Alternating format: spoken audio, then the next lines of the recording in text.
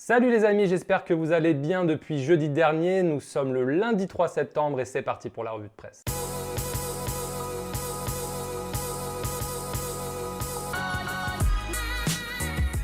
Et pour commencer, bonne rentrée à tous les étudiants, que ce soit les collégiens, les lycéens, ceux qui vont à la fac, ceux aussi qui reprennent le travail après peut-être plusieurs semaines de vacances. Je voulais aussi vous remercier pour votre fidélité durant tout l'été. On a presque fait 1 million de vues sur la chaîne, on est à 990 000 je crois. Donc voilà, ça fait chaud au cœur, je vous remercie.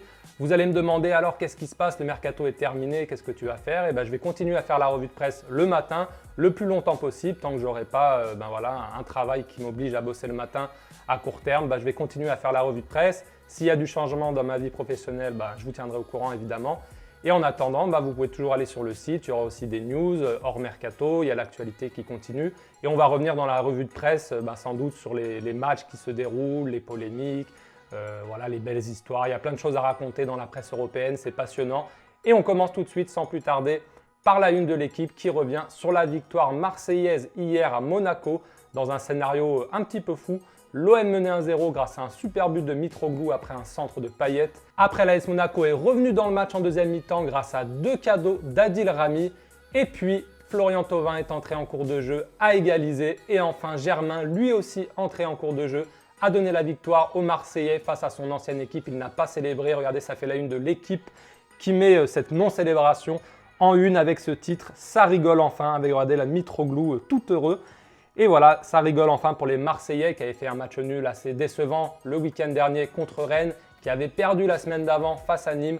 Donc voilà, c'est la deuxième victoire de l'OM en ce début de saison. On file maintenant en Catalogne où tout va bien pour le Barça qui a enchaîné une troisième victoire consécutive en Liga, comme le Real Madrid d'ailleurs, 8-2 face à Huesca hier, face au promu, avec notamment un doublé du leader Léo Messi, Mambo des leaders, titre Mundo Deportivo. D'ailleurs, Sport fait le même titre. Mambo, c'est une danse cubaine, c'est pour dire que le Barça s'est baladé à danser. 8-2, donc sacrée performance du Barça. Du côté de la presse madrilène et du quotidien AS, on revient ce lundi sur le retour en grande forme de Karim Benzema. Il a claqué un doublé ce week-end face à Leganés. Il en est déjà à 5 buts en 4 matchs officiels cette saison. Et ça fait dire au quotidien madrilène que Benzema est un nouveau joueur, a changé, s'est transformé. Il nous donne notamment quelques petites statistiques. Il tire toutes les 35 minutes en Liga, comme la saison passée à peu près, où c'était toutes les 34 minutes. Sauf que cette fois, il marque un but tous les 2,2 tirs. Alors qu'en moyenne, la saison passée, il lui fallait 7,5 tirs pour faire trembler les filets. Donc le quotidien AS nous explique que ce n'est pas forcément le départ de Ronaldo qui a changé quoi que ce soit, puisqu'il tire autant au but qu'avant. Mais voilà, il est tout simplement plus efficace, en meilleure forme. Et ça permet au Real Madrid de bien démarrer son championnat. Benzema avait marqué 12 buts la saison passée, il en est déjà à 5, donc vous voyez qu'il a démarré tambour battant la saison. Et ça fait plaisir tout simplement de voir Cabernet à ce niveau-là. D'ailleurs, n'hésitez pas à me dire dans les commentaires, est-ce que vous pensez que Benzema va faire une grosse saison? Et si oui, combien de buts va-t-il marquer selon vous? Est-ce qu'il va marquer entre 15 et 20, entre 20 et 25, plus de 25 buts? Moi, je vous donne mon pronostic. Je pense que toute compétition confondue, il va être entre 25 et 30 buts cette saison. Donc, dites-moi dans les commentaires ce que vous en pensez. On reste en Espagne, mais on file à Séville où c'était le derby hier, le derby bouillant entre le Betis et le Séville FC. Et c'est le Betis qui s'est imposé 1-0 avec un but de qui? Un but de Joaquín, évidemment. 37 ans, Joaquín, vous vous rendez compte, la légende du Betis. Il est entré en cours de jeu, centre d'Aïssa Mendy, l'ancien joueur de Reims, l'international algérien. Coup de tête de Joaquín, 1-0, la folie dans le stade. Et voilà, 3 points précieux pour le Betis Séville qui n'avait fait qu'un match nul jusque-là.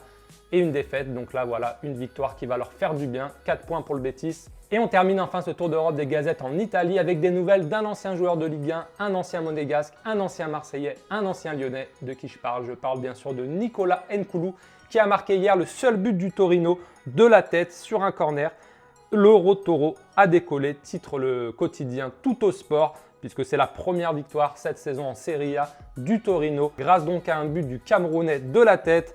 Mais les gazettes italiennes reviennent surtout sur la victoire hier de la Sampdoria Gênes 3-0 face au Napoli de Carlo Ancelotti. Et avec quoi? Avec ce but génialissime de Quagliarella. Lui aussi, un papy qui fait de la résistance, 35 ans, Quagliarella. Il a marqué ce but du talon aérien exceptionnel. Je vais vous mettre le lien là dans les fiches pour que vous puissiez accéder au résumé officiel de la rencontre qui est disponible sur YouTube via la chaîne YouTube de la Serie A. Vous allez voir, son but est extraordinaire.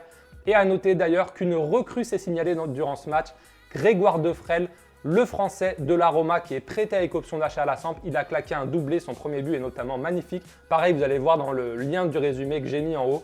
Et donc cette victoire fait évidemment la une des quotidiens italiens et donc du Corriere dello Sport, mais aussi de la Gazzetta dello Sport qui titre « Quel chef-d'œuvre de Quagliarella » et qui titre « Il n'y a pas d'anti-Juve ». Et oui, puisque l'Inter, la Roma et désormais le Napoli ainsi que le Milan AC ont perdu déjà depuis le début de saison en Serie A, là où la Juve, sans être extraordinaire, a elle gagné ses 3 matchs. Donc voilà, on parlait beaucoup du Naples comme l'anti-Juve cette saison. Ça avait été des titres un petit peu lors de l'été. Donc voilà, petit clin d'œil là de la Gazzetta à ses pronostics qui nous dit donc qu'il n'y a pas d'anti-Juve pour le moment.